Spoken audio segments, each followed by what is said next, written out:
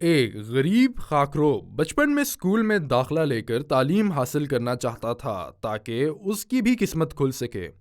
اپنے خاندان کے محدود وسائل کی وجہ سے وہ اپنا خواب پورا نہ کر سکا، لیکن اس نے اپنی محنت اور لگن سے پڑھنا لکھنا سیکھ لیا۔ اس نے قرآن پاک کے کچھ پارے بھی حفظ کر لیے تھے۔ اس کی شادی ہو چکی تھی اور اللہ تعالیٰ نے اسے ایک بیٹی سے نوازا تھا۔ 2 سال بعد ان کے ہاں ایک اور بیٹی پیدا ہوئی۔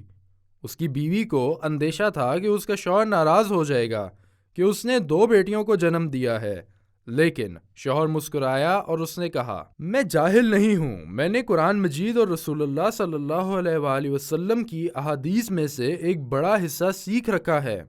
ہماری شادی سے پہلے میں نے رسول اللہ صلی اللہ علیہ وآلہ وسلم کے اس قول سے سبق سیکھا تھا، جس کی 3 بیٹیاں ہوں اور وہ صبر کرے، انہیں اپنے وسائل کے مطابق کھلائے پلائے اور لباس فراہم کرے، تو وہ بیٹیاں قیامت کے دن جہنم کی آگ میں اس کے خلاف کی ڈھال ہوں گی۔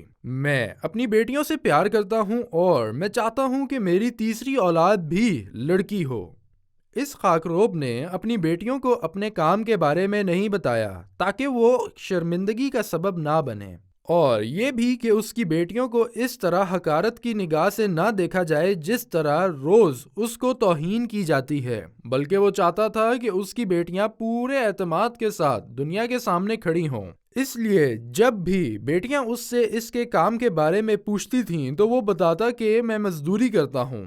ہر روز اپنے کام کے بعد گھر جانے سے پہلے وہ ایک حمام میں جاتا اور نہاتا تاکہ اس کی بیٹیوں کو اس کے کام کے بارے میں خبر نہ ہو۔ دن گزرتے گئے اور اللہ نے اس مزدور کو تیسری بیٹی سے نوازا۔ اس نے فیصلہ کیا کہ وہ اس کا خواب پورا کرنے کے لیے اپنی بیٹیوں کو اسکول بھیجے گا جو وہ خود کبھی پورا نہ کر سکا۔ اس نے زندگی کے تمام آسائشوں کو صرف اس لیے ترک کر رکھا تھا کہ اس کی بیٹیاں تعلیم حاصل کر سکیں۔ چند برس گزر گئے اور ایک دن جب اس کی بیٹی کی یونیورسٹی کی فیس جمع کرنے کی آخری تاریخ میں صرف 1 دن باقی تھا، وہ کوڑے کے ڈھیر کے پاس اداس بیٹھا آنسو چھپانے کی کوشش کر رہا تھا۔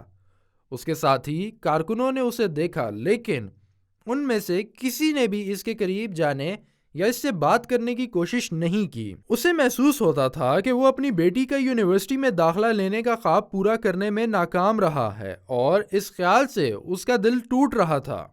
وہ سوچ بھی نہیں سکتا تھا کہ وہ اپنی بیٹی کا سامنا کیسے کرے گا جب وہ اس کے گھر میں داخل ہوتے ہی اس سے فیس کی رقم کے بارے میں پوچھے گی تو وہ اسے کیا جواب دے گا۔ چنانچہ وہ مسجد میں داخل ہوا اور 2 رکعت نماز پڑھی۔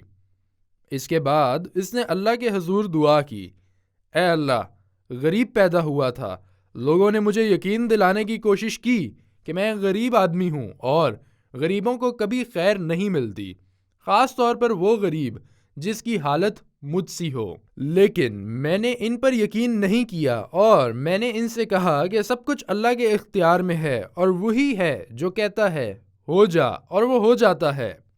رب، مجھے میری بیٹیوں کے سامنے شرمندہ نہ کرنا اور ان کے خوابوں کو پورا کرنے میں میری مدد کرنا۔ مسجد سے نکلتے وقت اس نے دیکھا کہ اس کے ساتھی اس کا انتظار کر رہے ہیں۔ انہوں نے اس سے پوچھا، کیا تم ہمیں اپنا بھائی سمجھتے ہو؟ اور اس سے پہلے کہ وہ جواب دیتا اس نے دیکھا کہ وہ اسے اپنے ہفتے کی ساری کمائی پیش کر رہے تھے۔ جب اس نے انکار کرنے کی کوشش کی تو انہوں نے کہا کہ اگر ضرورت پڑے تو ہم پورا ہفتہ بھوکے رہیں گے، لیکن یہ ضروری ہے کہ ہماری بیٹی یونیورسٹی جائے۔ خاکروب رونے لگا اور ان کی پیشکش کو رد نہ کر سکا۔ اس دن وہ اپنے معمول کے برعکس نہانے کے لیے حمام نہیں گیا۔ وہ اتنا پرجوش تھا کہ وہ اسی گندگی کی حالت میں گھر روانہ ہو گیا۔ وہ چونک گیا جب اس نے دیکھا کہ اس کی بیٹی دوڑتی ہوئی اس کے پاس آئی اور معمول کے مطابق اس کو بوسہ دے رہی تھی۔ سال گزر گئے اور بڑی بہن یونیورسٹی سے گریجویشن کر کے اسسٹنٹ کے عہدے پر تعینات ہو گئیں۔ باقی بیٹیاں اسکالرشپ حاصل کر چکی تھیں اور یونیورسٹیوں میں پڑھ رہی تھیں۔ اس کی بیٹیوں نے اسے بتایا کہ اب مزید کام کرنے کی ضرورت نہیں ہے، اب گھر کا خرچ وہ اٹھائیں گی۔ ایک دن اس کی بڑی بیٹی اس کی سابقہ کام کی جگہ پر گئی اور اس کے ساتھیوں کے لیے کھانے کا اہتمام کیا۔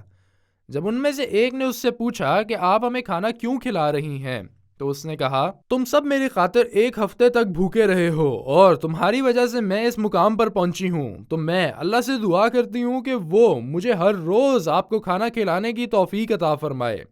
اس پر باپ مسکرایا اور اپنے ساتھیوں سے کہا میں اب خود کو غریب نہیں سمجھتا، جب میری ایسی بیٹیاں ہیں تو میں غریب کیسے ہو سکتا ہوں؟